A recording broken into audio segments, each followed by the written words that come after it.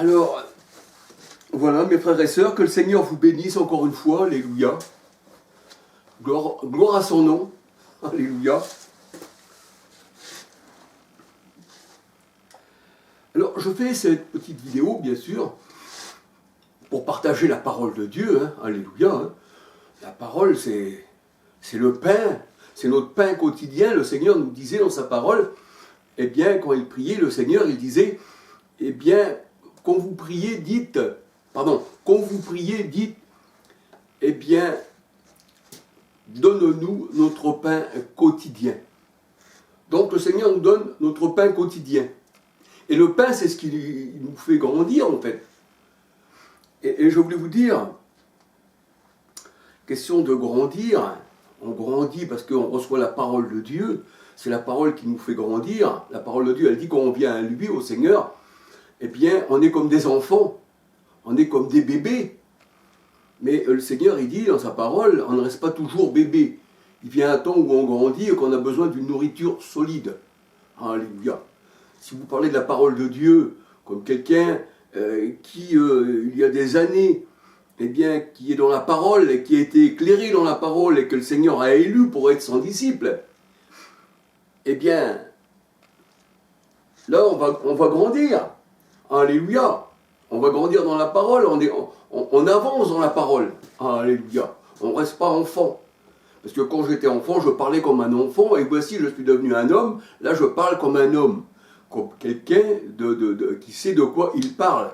Un bébé ne sait pas de quoi il parle. Et vous? Donc pour la parole de Dieu, c'est pareil. Le Seigneur nous a appelés, il nous appelle d'ailleurs ses petits-enfants. Petits-enfants, votre Père Céleste a trouvé bon de vous donner le royaume. Alléluia. Donc le Seigneur nous appelle ses petits-enfants. Donc, nous voyons que la parole, bien sûr, eh bien, quand il y en a qui arrivent à la parole, qui sont nouveaux convertis, on va dire, hein, que le Seigneur les a appelés récemment, eh bien, ce sont des bébés. Alors que le vieillard dans la parole de Dieu, c'est pas qu'il soit avancé en âge, mais c'est quelqu'un quand même une certaine connaissance, que le Seigneur lui a donné cette connaissance. Alléluia. Mais pour recevoir cette connaissance ne vient pas de nous. Moi, si le Seigneur ne me donne rien, j'ai rien. Tout vient de lui. Alléluia. Tout vient du Seigneur. Ça serait de l'orgueil de dire que l'homme, eh bien, c'est de sa connaissance à lui-même, eh bien, de sa propre connaissance, qui n'a pas les connaissances. C'est pour ça que le Seigneur a dit, le Saint-Esprit vous enseignera. Donc c'est le Seigneur qui nous enseigne. Alors le Seigneur, c'est l'Esprit, de Corinthiens 3,17. C'est lui qui nous enseigne, et la gloire revient à lui. Alléluia. Si le Seigneur ne nous donne pas à parler, de lui, eh bien, on va bafouiller un peu, on va prendre les Écritures telles qu'elles sont écrites dans la parole de Dieu. Le Seigneur, il parle d'une maison, on va voir une maison comme une maison. Voyez-vous, on va voir une maison comme une maison. Le Seigneur, il parle des clés. Ben, la parole de Dieu nous parle des clés. Il y a aussi les clés de la connaissance dans la parole de Dieu. Et quand il disait à Pierre, sur cette révélation, parce que Pierre avait dit, voici, tu es le Fils de Dieu, tu es le Christ, le Fils du Dieu vivant, eh bien, le Seigneur disait à Pierre, c'est une révélation, c'est pas la chair qui t'a enseigné cela. C'est pas la chair, mais c'est l'Esprit qui t'enseigne.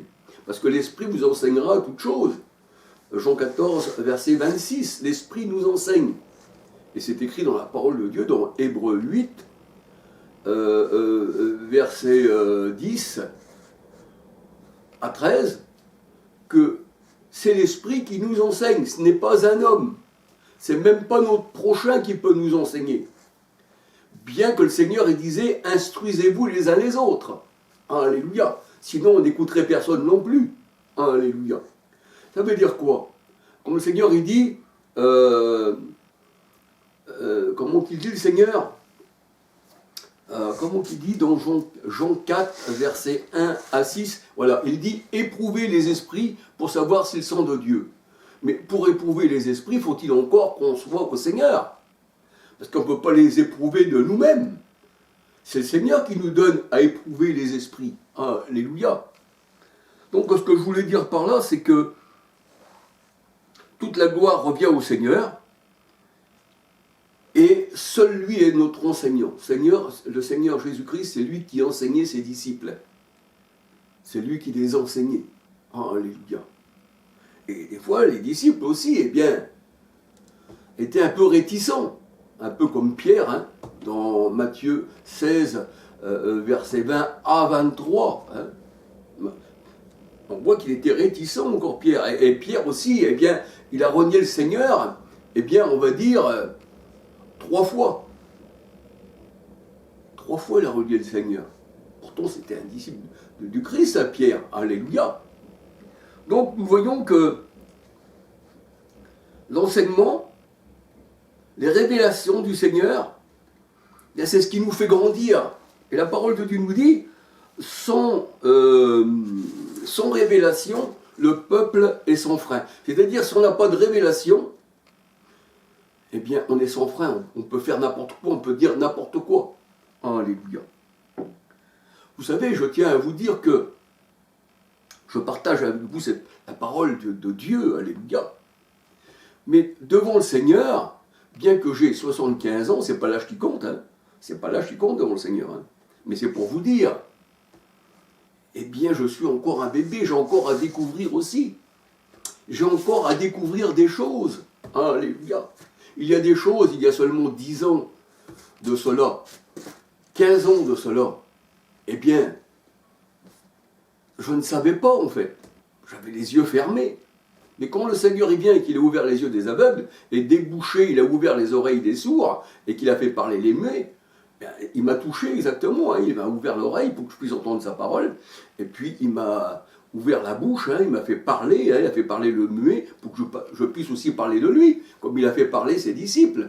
Alléluia.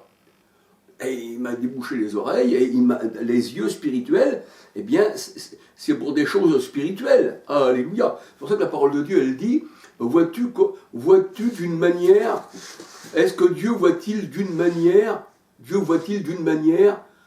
à la manière d'un homme? Est-ce que Dieu voit les choses spirituelles qui sont à lui, les voit-il à la manière d'un homme? Eh bien non, parce que c'est spirituellement qu'on en juge. Alléluia. Alors, faute de révélation, le peuple est sans frein. Proverbe 29, 18. Alléluia, c'est ce que nous dit la parole de Dieu.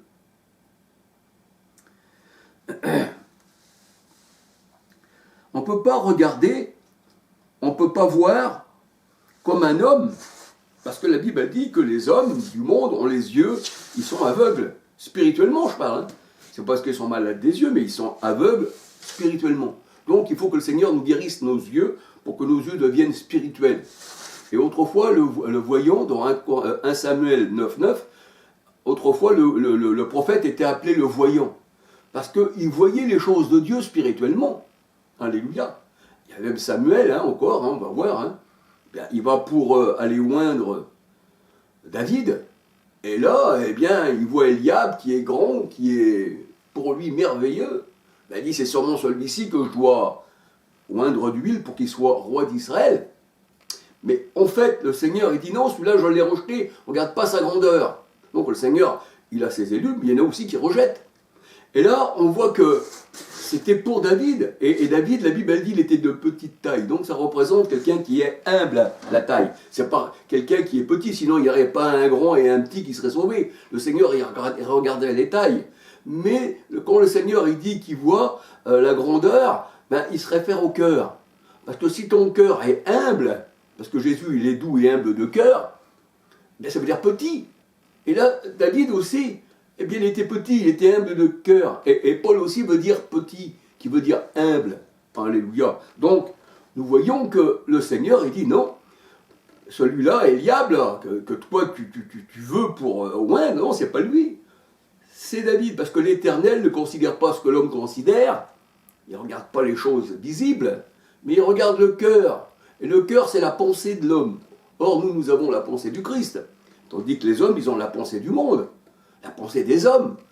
Donc, on voit que Pierre n'avait pas reçu le Saint-Esprit encore. Hein. Donc, il était encore dans l'erreur. Il fallait que l'Esprit rentre en lui. Hein. Christ était à côté de lui, bien sûr, mais il fallait qu'il rentre en lui. Et l'Esprit allait l'enseigner. L'Esprit vous enseignera toutes choses. Et à la Pentecôte, c'est ce qui s'est fait, en fait. Alléluia. Et quand on a l'Esprit du Seigneur, eh bien, on ne pense plus à la manière des hommes. Mais les hommes, eh bien, ils prennent les choses de Dieu comme les choses, ils lisent littéralement la parole de Dieu. C'est ce qui est écrit dans Ésaïe 29, verset 9. Si on lit tout le chapitre d'Ésaïe 29, verset 9, eh bien, on tend un livre à quelqu'un, et le Seigneur, il dit, ben, et pour lui, ce livre-là, il laisse lire, parce que même si c'est lire de ses yeux, mais spirituellement, il ne va pas le comprendre, donc il ne saura pas le lire. Alléluia. Donc tout vient du Seigneur, en fait. Alléluia. Il ne faut pas voir comme un homme, il faut voir à la manière du Seigneur. Job 10, verset 4. Parce que c'est spirituellement qu'on en juge. 1 Corinthiens 2, 10 à 16. Alors, mes frères et sœurs, vous savez, des fois, quand on parle comme ça, il y a beaucoup de versets à l'appui, et des fois, il y a des versets qui nous échappent. On pourrait donner des fois un verset, mais des fois qui ne pourrait pas correspondre, bien que ce verset que l'on parle existe. Voilà, ça n'arrive pas souvent, mais des fois ça peut arriver. Alors, je vous suggère de regarder si des fois il y a un verset qui ne correspondrait pas. Par ce verset, en cherchant bien, vous allez retrouver où il se trouve. Alléluia. De la manière dont je parle. Alléluia. Gloire au Seigneur. Que le Seigneur vous bénisse abondamment. Et un petit salut à tout le monde. Alléluia. Je ne veux oublier personne. Alléluia. Et je ne veux juger personne. Parce que chacun rendra compte de lui-même, la parole de Dieu nous dit. Mais maintenant, s'il y a le péché, on peut le condamner. Le Seigneur, il est venu pour révéler et détruire les œuvres mauvaises de l'adversaire qui est le diable. Dans 1 Jean 3, 12, Caïn était du diable. Alléluia. Et le Seigneur, il est venu, justement, si on lit bien encore la suite, eh bien, il est venu pour détruire les œuvres du diable, de l'adversité. Alléluia. Parce que Satan veut dire simplement adversité. Ce n'est pas quelqu'un qui va vous posséder, c'est adversité. Pierre n'allait pas posséder le Christ. Dans Matthieu 16, verset 20 à 23, c'est simplement un adversaire. Et le Seigneur lui dit, pourquoi que c'est un adversaire? Parce que Pierre, tu n'as pas la pensée de Dieu, mais tu as la pensée des hommes. Quand vous avez la pensée des hommes, comme vous jugez comme un homme, eh bien vous êtes un Satan pour le Seigneur, vous êtes un adversaire pour lui. Alléluia. On va dire même un diable, parce que les deux mots veulent dire pareil, sauf que diable, c'est diabolos en grec. Alléluia. Et le Seigneur disait des pharisiens, des sadducéens, qui ne comprenaient pas sa parole, parce que c'est des paroles spirituelles. Bien, vous avez pour père le diable, Jean 8, 43, 44. Alléluia. Alors, je voulais parler de portes fermées. Pour répondre, parce que sur les commentaires, parce que j'arrive pas à répondre aux commentaires, mais j'arrive à les lire. Vous savez, je suis pas trop technicien de tout ce qui est, on va dire, informatique, enfin tout ça, j'arrive pas dans tous ces logiciels, dans tout ce que vous voulez, appelez-les comme vous voulez, j'arrive pas à me dépêtrer. C'est encore bien que je fasse des vidéos. Parce que tout ça, ça met vraiment au-dessus de moi. Pourtant, j'essaye. Alléluia. Ces choses-là, voilà. Donc, je ferai des vidéos encore plus mieux, mettons, avec des petits décors, comme certains font, avec des trucs, et ci et ça. Mais déjà, c'est pas ça qui compte. Ce qui compte, déjà, c'est la parole de Dieu. Alléluia. Parce que les décors ne vont pas vous donner la vie éternelle. Même si je venais avec vous avec des fleurs, même avec des vidéos, avec des fleuves derrière, des petits oiseaux ici et ça ne va pas vous donner la vie éternelle. La vie éternelle, c'est le Christ. Je suis la résurrection et la vie. Et quiconque croit en moi est passé de la mort à la vie. Alléluia. Des mains de Satan aux mains du Christ. Alléluia. Alors, je voulais répondre à Luciano. C'est écrit d'un seul mot. Alors, je prononce comme c'est écrit. Luciano Iamundo. Voilà. Alors, cette personne qui a regardé ma vidéo, elle me dit qu'il faudrait peut-être que je parle un peu comment Jésus a passé à travers les murs, les portes fermées, dans la maison là où il y avait les disciples. Évidemment. Et ça vous laisse à penser. Alléluia. Donc, je vais essayer de vous donner une réponse. Alléluia. Déjà, premièrement, je n'ai pas vu dans ces versets, à moins qu'il y a peut-être des autres traductions qui parlent que Jésus a traversé les murs, mais je n'ai pas vu là, dans ce verset que nous allons voir tout à l'heure, où le Seigneur Jésus-Christ a passé à travers d'un mur. Quoi qu'il peut passer à travers les murs, le Seigneur. Parce qu'il disait aux pharisiens, vous êtes des murailles blanchies. Donc, les murs, c'est aussi les pharisiens. Et le Seigneur, ils sont de leur cœur, aux pharisiens aussi. Donc, il peut passer à travers les murs. Mais là, dans Jean 20, verset 19, j'ai regardé quelques traductions, tout ça. Je n'ai pas vu que Jésus avait passé à travers un mur. Je ne l'ai pas vu. Je n'ai pas vu non plus qu'il a passé à travers la porte. Ben non. Je n'ai pas vu que Jésus a passé à travers la porte. Et pourtant, la porte était fermée. La porte de la maison était fermée. Mais la porte de la maison, c'est pour ça que le Seigneur ne voit pas comme voient les hommes, en fait. Le Seigneur dit, vous êtes une maison de Dieu en esprit. Donc, Éphésiens 2, 20 à 23. Et le Seigneur dit aussi de cette maison, nous sommes des pierres vivantes qui constituons la maison. Et Christ, il est la pierre principale. Acte 4, 11, 12. Qui tient tout l'édifice, en fait. Donc, il y a la maison. Et là, nous voyons que les disciples, par la peur des pharisiens, des juifs, la Bible, elle dit, par la crainte, ils étaient dans la maison. Et ils étaient tristes. Donc, ça s'avait renfermé sur eux-mêmes. Cette maison-là, qui représente l'Église aussi, qui représente la Nouvelle Jérusalem, alléluia, eh bien, elle s'avait refermée sur elle-même. Et elle avait fermé la maison. Et quand le Seigneur arrive, lui, il frappe des fois à la porte de la maison, afin qu'on lui ouvre. Mais là, la Bible dit, dans Apocalypse 3.20, que lui, le Seigneur, Apocalypse 3, 7, 8, que le Seigneur, c'est lui qui a les clés pour ouvrir et pour fermer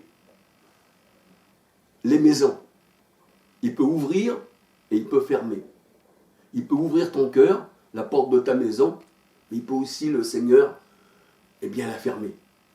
Le Seigneur, la Bible dit dans 1 Samuel 2, 5, 6, le Seigneur peut t'élever, il peut t'abaisser. Il peut te guérir, mais il peut te rendre malade. Il peut te rendre riche, pauvre. Il peut te rendre voyant, mais il peut aussi te rendre aveugle. Il peut te rendre sourd, voyant ou entendant. Exode 4, 11. Alléluia. Tout ça, ça vient du Seigneur. Ça ne vient pas d'un démon qui rentre en vous, qui va vous rendre aveugle. Non, non, non. Ça vient du Seigneur. Alors, restons dans les portes. On va parler des portes. On va parler de la maison. Alléluia. Et comment que le Seigneur rentre dans une maison? Il rentre-t-il par la chair ou rentre-t-il par l'esprit? Alléluia. 1 Jean 4,13 nous dit que nous sommes la maison de Dieu, en esprit, et que Christ est en nous. Et le Seigneur dit, je rentrerai, je frappe à la porte, et c'est quelqu'un qui m'accueille, je rentrerai chez lui, et je demeurerai chez lui. Alléluia. Mais comment que Dieu demeure en nous, chez nous, si ce n'est par l'esprit? 1 Corinthiens 12, 13. Alléluia.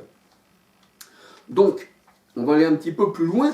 Je vais vous parler de portes, et je vais vous parler de maisons, et je vais vous parler, eh bien, de portes, de maisons. Alléluia. Alors, les portes fermées, les portes ouvertes. Les portes représentent souvent dans la parole de Dieu, je dis bien souvent, presque toujours on va dire, ça représente les hommes. Ça représente les hommes. Quand le Seigneur dit « je me tiens à la porte et je frappe », ça veut dire c'est à la porte de ton cœur qui frappe le Seigneur. C'est à la porte d'un homme ou d'une femme. Alléluia. Alors, dans les Saintes Écritures, eh bien, les portes représentent souvent les hommes. Alléluia. Apocalypse 21, 12. Dans la parole de Dieu, il y a des portes de louange. Alors, pourquoi qu'il y aurait des portes de louange? Si une porte est une porte, pourquoi qu'elle s'appellerait louange? Alléluia. Donc il y a des portes de louange. Ésaïe 60, verset 18. Ésaïe 60, verset 18. Et on dit que Judas, c'est aussi louange. Judas, ça veut dire juif, ça veut dire louange. Alléluia. Alors, Ésaïe 60, 18, il a des portes de louange. Alléluia. Et le Seigneur, il dit qu'il y a des portes qui défaillent et elles sont en deuil. Comment qu'une porte simple, qui serait une porte, elle pourrait défaillir et être en deuil. Mais si on prend ces portes-là, à la manière où Dieu les voit, ce sont des hommes. C'est pour ça qu'ils ne considèrent pas ce que l'homme considère. Alléluia.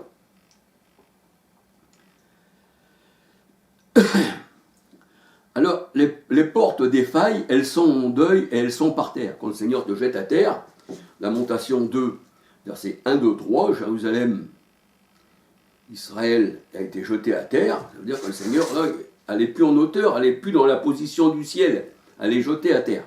Alléluia. Alors on pourra voir Jérémie 14, verset 1 et Ésaïe 3, verset